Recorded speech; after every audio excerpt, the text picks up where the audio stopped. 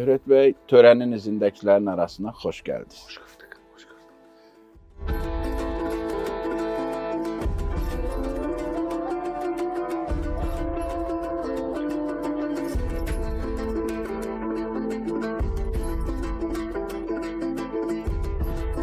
Bugün Orta Asiyanın və Qafqazın tarixi yaddaşından xəbərdar qonağımızla bir yerdəyik.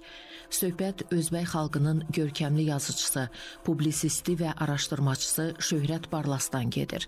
Şöhrət Barlas Özbəkistanın elm və ədəbiyyat mühitində, xüsusilə Azərbaycan-Özbəkistan dostluğunun inkişafında əvəzsiz xidmətlər göstərmiş bir ziyalıdır. O, publisistika sahəsindəki Azərbaycan və Özbəkistanın tarixi yaddaşından danışan bir alimdir. Onun araşdırmaları əsasən türk xalqlarının ortaq tarixi, milli mübarizələrinin üzərində qurulub. Əsərlərində türklərin 20-ci əsrdə Türkistan və Cənubi Qafqazın keçdiyi çətin yolları, Rus işğalı, Sovet totalitarizminin türk kimliyinə vurduğu yaraları dərindən təhlil edir. Şöhrət Barlasın qələmindən çıxan əsərlər yalnız ədəbiyyat deyil, həm də tarixin dərin qatlarını araşdıran tədqiqatlardır. Özbəkistanlı ziyalı Azərbaycan xalqına da çox doğmadır. Təsadüfi deyil ki, o Azərbaycan Yazıçılar Birliyinin fəxri üzvüdür. Onun fəaliyyəti iki qardaş xalqın mədəni və mənəvi bağlarını daha da gücləndirməkdə mühüm rol oynayır. Barlas, Daşnaqlar Fərqanədən Qarabağa qədər adlı sənətli filmində erməni daşnaqlarının türk dünyasına qarşı törətdiyi vəhşilikləri sənətlərlə üzə çıxarır. Digər bir ekran işi, Əbədi Dostluq Rişxələri sənətli filmi Azərbaycan-Özbəkistan münasibətlərinə həsr olunub. Təqdim etdiyi filmlər, yazdığı əsərlər və apardığı ictimai fəaliyyətə görə Şöhrət Barlas həm Azərbaycanda, həm də Özbəkistanda müxtəlif diplomatik və ədəbi qurumlar tərəfindən təltif olunub. O, keçmişin unudulan səhifələrini yenidən oxuyan bir tədqiqatçıdır. Həm də gələcəyin yollarını türk xalqları üçün işıqlandıran bir fikir adamıdır. Şöhrət Barlasın yaradıcılığı türk tarixinə, qardaşlığa sədaqətli bir ömür nümunəsidir.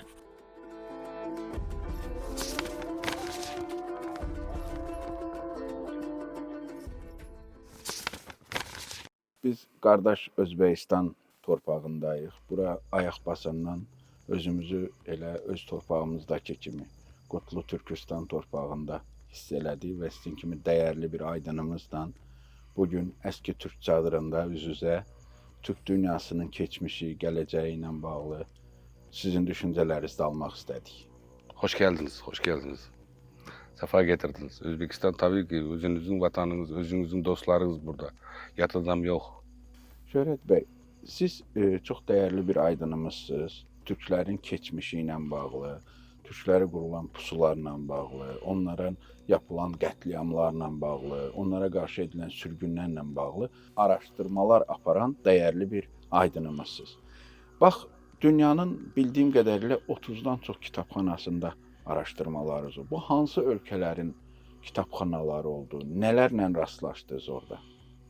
Bilirsiniz, bu Türk dünyası dediğimizde bir haritaya bakınca dünyanın yarısından çoğu görünüyor. Bu atalarımızdan kalan miras, tarih. Şimdi bizim üstümüzde neler oynandı? Esas şu anda bizim bu oyunlardan, bu geopolitik oyunlardan, siyasi oyunlardan yok ettiğimiz, kaybettiğimiz özümüz oldu. Yani özlüğümüzü kaybettirdi. Bakarsınız milleti Azerbaycan ya Özbek ya Kazak yazıyor pasportunda ama bomboş iş. İçerisinde. İçerisine bakarsan Rus veya Fransız başka bir tip. Siz ona Kazakça danışmaya başlarsınız, Özbekçe'ye danışmaya başlarsınız. Çünkü bilirsiniz Özbek ya Kazak ya Azerbaycan o onu anlamaz. O Rusçanı anlar. Hatta ki Rus dilinden başka dilde anlamayan özümüzünkiler var. Bu Cengiz Aytmatov'un bir eserindeki kahramana okşuyor. Mangurt. Mangurtluk bize verilen en büyük bir zerbe. Biz hiçbir şeyden yenilmemiş halk Türk olarak. Ama bir özlüğünü kaybetmek, menliğini kaybetmek, cesaretini, cüretini kaybettirmek gibi bir belanın altında biz yenilip düştük. Ayrı ayrı milletlere bölündük. Ayrı ayrı devletlere bölündük. Dilimiz de hatta ki kaybolmaya başladı. Şiiriyetimiz, medeniyetimiz sadece bir tiyatrolarda ya kinolarda ya kitaplarda yazılan bir şekilde kaldı. Bu aslında bir facia. Eğer bazılar buna dikkat da vermek istemiyor. Yani ne olup diyor. Bazı bir milletler yok oluyor hatta. Haritadan değil de umman adamzatın aklından yok olan milletler var. Eskide yani güzel bir sanatı, güzel bir geçmişi olan ama bugün yok olan milletler de var. Şimdi biz yok olmadık ama biz varız Türk olarak. Hatta ki o kadara geldi, Türk deyince sadece Türkiye'nin vatandaşlarını anlayacak hala geldik biz. Bazılar yok ben Türk değilim diyor, ben Azerbaycanım der. Ya Özbeyim der, ya Kazakım der. Bizim özümüz, damarımız yani geçmişimiz, Türk adını alsan hiçbir şeyimiz kalmaz ortada. Tarihimiz Türkistan tarihi değil, Turan tarihi değil. Hatta bu 3000-4000 yıllık tarih. Bunu eğer biz dünyanki adımızla bunu anlatmaya kalkarsak hiçbir şey kalmaz ortada. Lenin'in verdiği Sovyetlerdeki adımız, tabii Özbek adı eski ad. Azerbaycan adı Atropatena hatta. Ama bir devlet olarak, bir millet olarak şu anda biz Özbekistan, Kazakistan, Kırgızistan, Türkmenistan olarak haritada varız. Şimdi eğer haritaya bakarsanız, Özbekistan'ın konumuna bakarsanız, 5 tane devletin ortasında, tam ortasında olan, kalbinde olan devlet. Yani Özbekistan'ın etrafına baksanız Kırgızistan, Kazakistan, Türkmenistan, Tacikistan ve Afganistan. 5 devlet ortasında Özbekistan var. Yani geopolitik olarak böyle bir yer. Niye böyle? Şimdi Özbekistan'ın şehirlerine bakın. Hamısı eskide bir imperiyanın, bir dünyanın yarısını alan devletin başkenti. Samarkand, Bukhara, Xiva, Kokand. Yani Harizmşahlar devletine bakarsanız o Suriye'ye kadar, Pakistan'a kadar şu andaki hali. Timur'un devletine bakarsanız Merkez Samarkand yine böyle. Şimdi biz bunları araştırmazsak, bunları uşaklarımıza okutmasak, neslimize vermezsek o zaman bizim geleceğimiz yok olur. O maksatla araştırmalar alıp vardık. O maksatla dünyanın muhtelif ülkelerinde araştırmalar alıp vardık. Şu anda kütüphanelerinde kitaplarımız var. Benim asas mevzum Daşnaklar meselesi oldu. Osmanlı Devleti'ndeki bunlar goyaki soykırım, hiçbir soykırım olmamış. Ortaya çıkıyor dokümentler, senetlerde. Eksince onlar kırmaya başlamış. Türkistan'da soykırım var, çıktı ortaya. Senetler var, ispatlanmış. Mesela Kuba'da da, Azerbaycan'da Kuba'da da tapıldı. Hepsi açıldı. Yani. Bunu kapatmak mümkün değil. Andijan'daki soykırım açıldı. Kokand'daki soykırım var ortada. Şimdi bakın 20. asırın bu birinci başlangıcındaydı, 18. yıllar. Şimdi bakın Azerbaycan'a bakın, Karabak'ta neler oldu. Bu dünyanın gözünün önünde yani teknolojiye rivajlanmış atım devrinde dünyanın gözünün önünde Azerbaycan'da soykırım etti. Xocalı'da. Xocalı'dan başka kaç tane o yerlerde o kırgın olmuş. Ama hiç kimse görmemiş gibi. Onların bir adamı adam, bizim bin adamımız adam değil mi yani? Benim bacım, benim kardeşim, benim dostum ölçe bana acı vermez mi? Millet olarak tanınan Azerbaycan özünün şerefini, özünün namusunu tabii ki 44 gün içerisinde. Bu dünyada yok böyle. 30 yıl baskı altında olup 44 gün içerisinde özünün topraklarını temizlemek ganimden. Ve 23 saat 48 dakikada, eğer yanlış olmazsa. Bu dünya rekordu bu. bizim gücümüze şüphe edenler varsa görsünler. Bu da bir mesaj dünyaya. Bu kadar. Sovet döneminde ister Qafqazda, ister Türkistan ərazisində, ister Dağıstanda, yəni o tərəflərdə çoxlu türk xalqlarını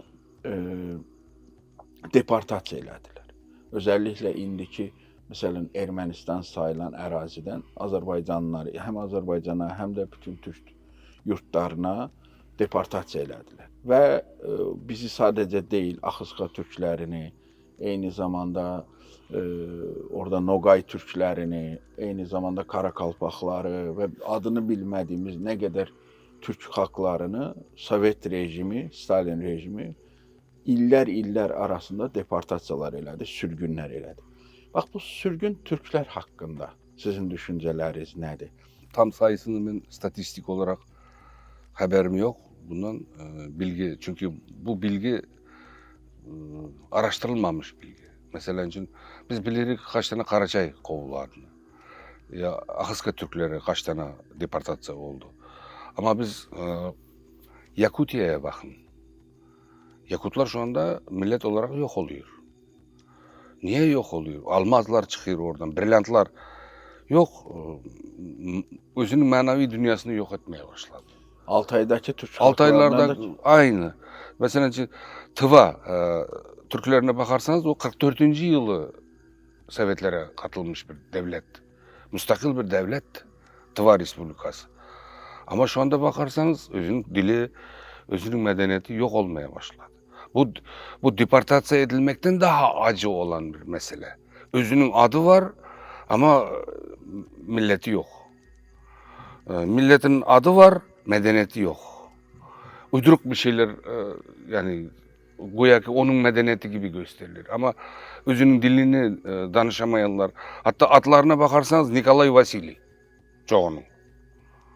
Özünün dinini de kaybetmiş. Yani Pravoslav dinine geçmiş. Tamam, Pravoslav olabilir ya Müslüman olabilir, o bir etikat meselesi. Ama özlüğünü kaybetmek, benliğini kaybetmek, dilini adını kaybetmek bu facia bu. Bize bunu yapmak istediler ama yapamadılar.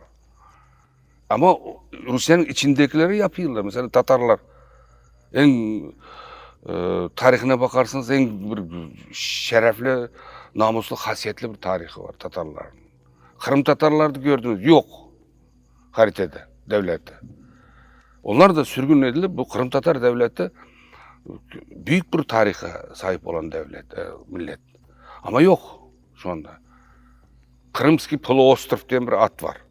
Ama Kırım devleti, ya Kırım milleti diyen bir yok.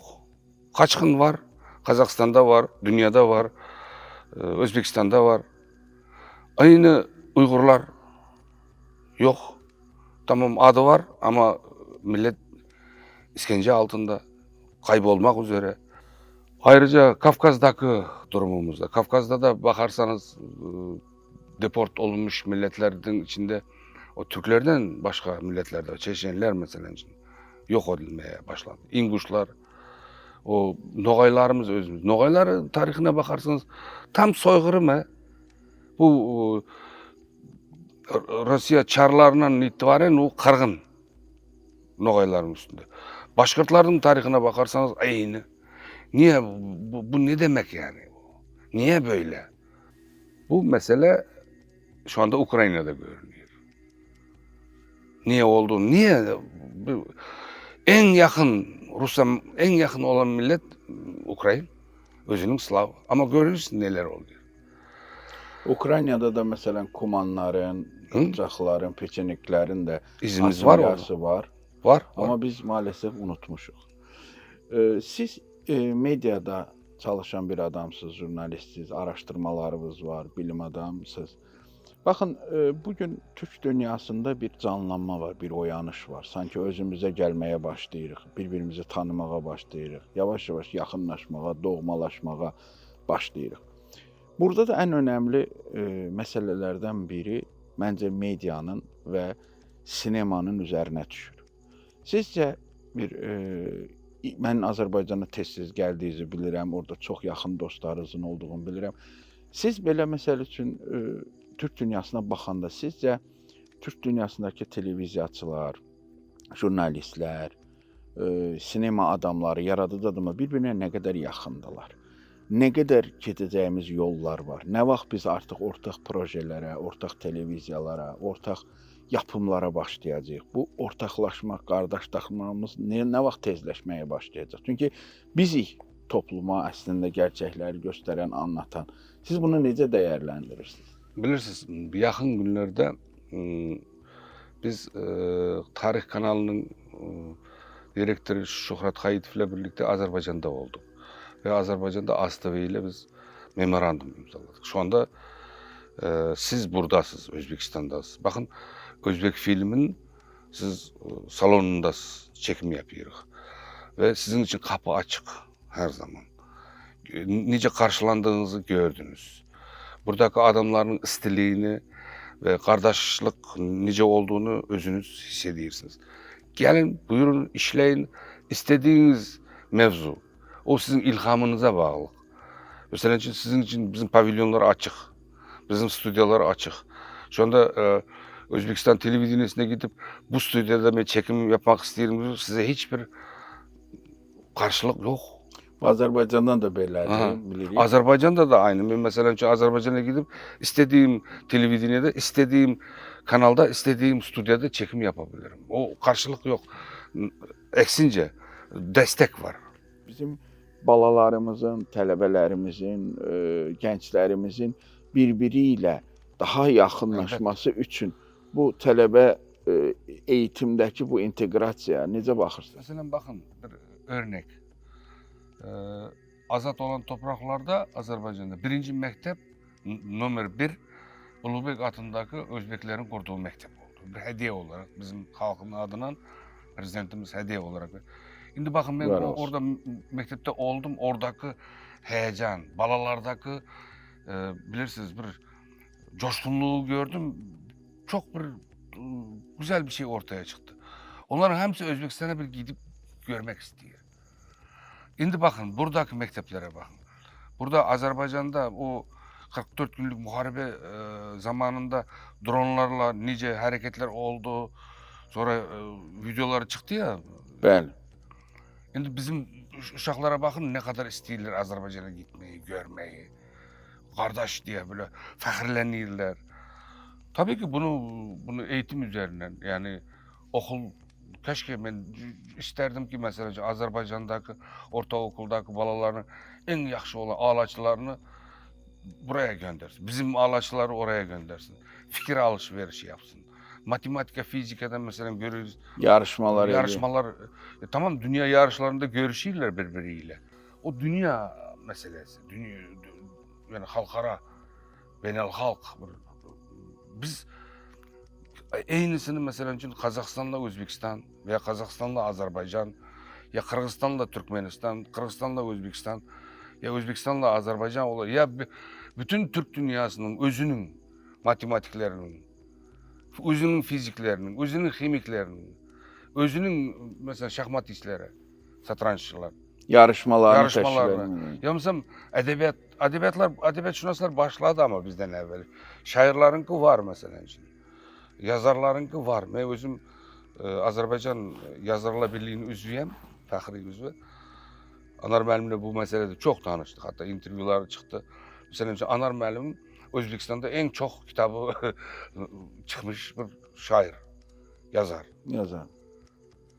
Azerbaycan şairlerine bakarsanız hatta Nizami Gencevi'yi Fars dilinden birinci tercüme eden Özbekistan'da, o 15. asırda. Kutbi Karazmi. Ədəbi əlaqələrimiz çox yaxşıdır. Bunun şeyi var yani esası var. Bu havadan bir çıkan yeniden başlamaya gerek yok. Bizde ənənə var. Teatr sahəsində də bizim aramızda çox ciddi bakın, tiyatro sahasında Hüseyin Cavit'in Timur postanovkası burada en anşlak olan.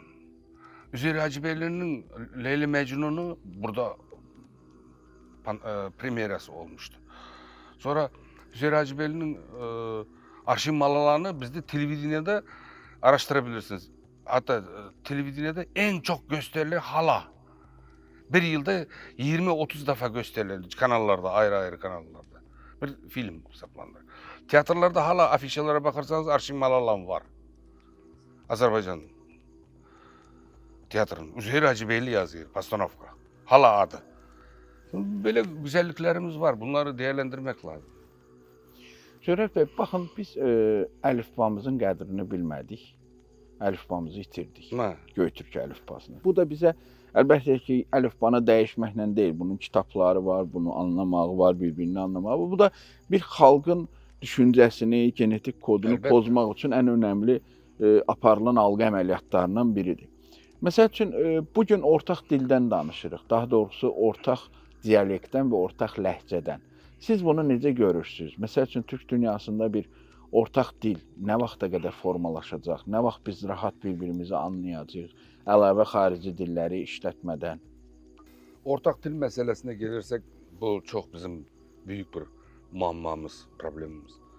Çünkü bilirsiniz Özbekistan'ın özünde yaklaşık bir 3-4 lehçe var. Şive var. Azərbaycanda da. Azerbaycan'da da aynı. Diyelim Kazakistan'da öyle olmayabilir. Kazak dilinde bir yani böyle lehçe ayrımı yok. Kırgızlarda da aynı. Ama bizde mesela önce Harizm lehçesi var. Bir Fergana Vadisi'nin özünde 3-4 şive var. Semerkant, Bukhara şiveleri, sonra Surxandere, Kaşgadere şiveleri. Bunların hepsini yani bilirsiniz. Geçenlerde biz bunun meselesini ikimiz danışmıştık. Ben size demiştim, kardeş bizim medeniyetimiz yurtadan çıkmış ama yurtaya sığmıyor diye.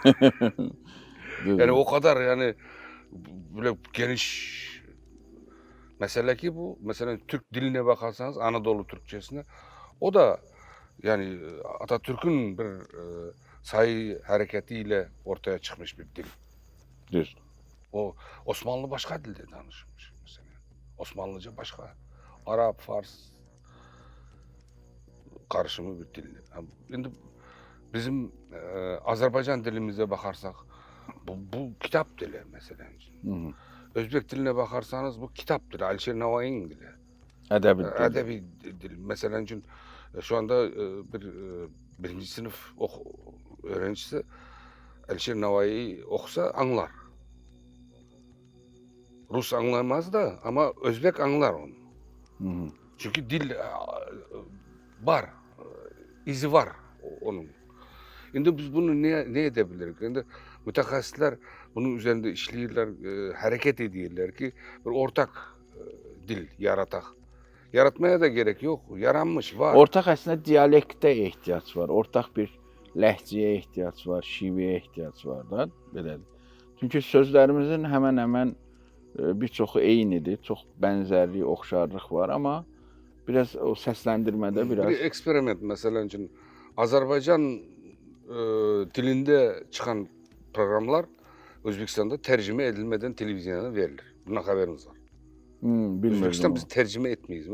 Bizim rejisörler, bizim operatörlerden öğrenebilirsiniz. Mesela Özbekistan'da Azerbaycan dilinde danışılan sözler verilişleri biz tercüme etmeyiz. Kazakçayı tercüme etmeyiz biz. Kırgızçanı biz tercüme etmeyiz. Ortaq dildən danışdıq. Bugün ortaq gələcəyimizlə bağlı dövlət başçılarımız tez-tez görüşür. Və əlbəttə ki, hər görüşdə müxtəlif qurumlar arasında hansısa bir anlaşmalar, hansısa bir müqavilələr bağlanır və bu müqavilələrin əsasında münasibətlər qurulur, yavaş-yavaş artırılır. Siz həm də xalqın içində olan bir insansınız, xalqa yaxın olan bir insansınız. Sizcə sıravi insanlar, yəni sıradan insanlar bu inteqrasiyaya, bu uyğunlaşmağa, bu yaxınlaşmağa necə qatqı qata bilərlər? Mesela bakın, örnek. Azerbaycan'da Özbekistan prezidentinin teşebbüsüyle Özbek halkının mektebi kuruldu. Bəli. Şimdi onu kuran kim? Onu Azerbaycanlılar kurdu. Çünkü işçiler hepsi Azerbaycanlılarıydı orada. Düz. Tamam bu çizilmesi, hesaplanması ve Özbeklerinki ama orada işçi Azerbaycan'dı mesela. Düzdür. Aynısı burada Türkiye'den adamlar gelir biznes iş yapmaya mesela ev kurmaya, İnşaat işleri. inşaat işleri. Orada çalışanlar Özbekler. Bu onun yerli ahali için faydası, maaşı. Çünkü iş. Tabii sonra harbi meselede, mesela için Azerbaycan yani dünyanın gözünün önünde özünün toprağını azat etmiş, dövüşte özünü göstermiş bir devlettir. Ondan öğrenecek çok şey var. O gerçek dövüşü görmüş bir millet. Ona biz askerlerimizi oraya gidip okutmamız lazım. Cıdır düzünde nice çıkıldığını bir görmesi lazım onlar. Bu heyecanı yaşaması lazım. Ve bozulan, dökülen bakının ortasında bu Ermenilerin şeyleri var. Askeri araçları zat. Onlar görsün halını ne olduğunu. Ganim düşman nice yenilir ve mertlik, metanat nice kazanılır onu bilmesi lazım. İçki işlerde cinayetçileri nice tutmak lazım. Korrupsiya mesela için nice yok edilmesi lazım. Bunları işlemek için ortak güç lazım bize. Şöhrət bəy, sizin törə ilə bağlı düşüncələriniz nədir? Ne derecede önemlidir töre? Mesela bakın bir Kazak dostumla Kazakçada nağız Kazak deyirler. Bir nağız Kazakla ben anlaşabilirim. Onunla şakalaşabilirim. Hatta espri de yapabilirim onunla. Ama böyle Rus yanlı ve Kazakçayı anlamayan bir soyuk birisiyle ben anlaşamam. O Kazak olsa da. Anası da Kazak olabilir, atası da Kazak olabilir. Ama ben onunla anlaşamam. Azerbaycan'ın Azerbaycanca bilmeyeniyle, özünün medeniyetinden haberi olmayanıyla Azerbaycan'la ben anlaşamam. Öz kimliğini itirmiş, benliğini itirmiş. Kardeş olabilir millet olarak adı. Ama onunla ben neyi danışacağım, neyi onunla paylaşacağım? O özünün milletinin üzeri Cibeli'den haberi yok. Özünün dünyada birinci operette yazdığından, opera yazdığından haberi yok. Birinci Kızlar Mektebi olduğundan haberi yok. Adamla neyi danışabilirim? O Rus'unkinin ben Rus'la da danışabilirim mi? Azerbaycan lazım değil bana onu. Ya Kazak lazım değil bana. Rus hakkında danışmak istiyorsam ya Rusça danışmak istiyorsam. Dostoyevski danışacağımsa gel bundan. Dostoyevski lazımsa, Lev Tolstoy lazımsa bir Rus'la danışacağım. Ben bununla bir medeniyete ya bir insani fikirlere karşı çıkmıyorum. Koy ben Rusçalab özümü Alişir Navoiy'imi Rus'ta anlatayım. Bana bu haz verir. Koy ben özümün Füzulimi Rusçalab anlatayım. Ama özümün balamam ben Füzulimi, Nizami Gancevi'mi, Alişir Navoiy'imi Rusça anlatmaya bana gerek yok. Dede Gorgud'umu, Manas'ımı niye anlatayım ben onu? Doğrudur. Yani o duygusal değerler çok önemlidir. Çok vurguladığınız Çünkü bu gibi. terbiye, ahlak meselesi. İşte benim bakışlarım bu. Adab meselesi var. Biz Azerbaycan, biz Özbeyiz, biz adabın halkıyız, biz ahlakın adamlarıyız. Benim televizyonumda, benim toprağımda ahlaksızlık olmaz diyen bir düşünce var. Azerbaycan'da da var. Şöhrət bəy, bu sizdə şəkərə anlayışı var mı? Var. Soy, kök. Var. Allah'a çok. Mənə çox maraqlıdır. Şöhrət bəy, siz öz keçmişinizi, o sizdə bilirim. boylar var mı? Bilirim. Bak bilirim. onu bir Allah'a çok anlatsaz hansı boydansınız? Ben özüm hansı Barlas'ım. Kaşkadere'de bizde Kaşkadere'de bu Amir Temir'in kendi var. Aa, Hocalgar diyen. O güzel bir mekanda yerleşmiş dağın ortasında. O bizim kendimiz. Amir Temir orada doğmuş. O kentte. Oradan çıkmış. Onun atası oradan. Bizim anam Konrad. Konrad. O Surxandere, Kaşkadere tarafı. Ninelerim. Özüm anam Karapapak. Karapakistan'dan.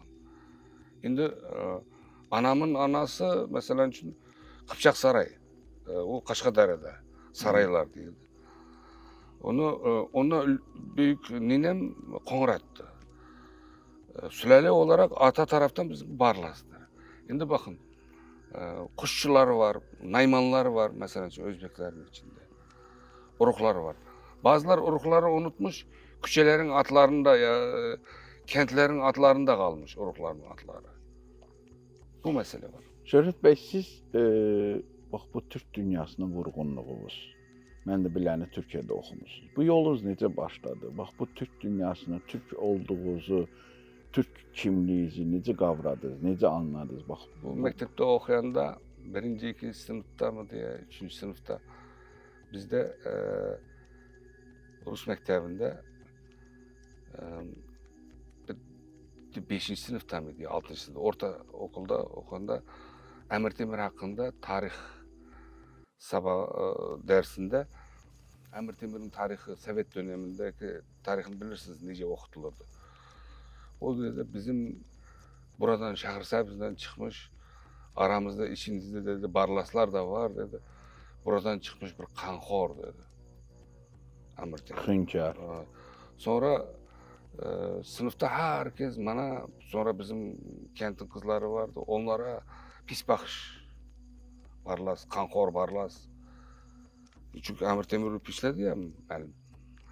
Şimdi eve geldim ağlayarak, atamın atası var, babam. Hı.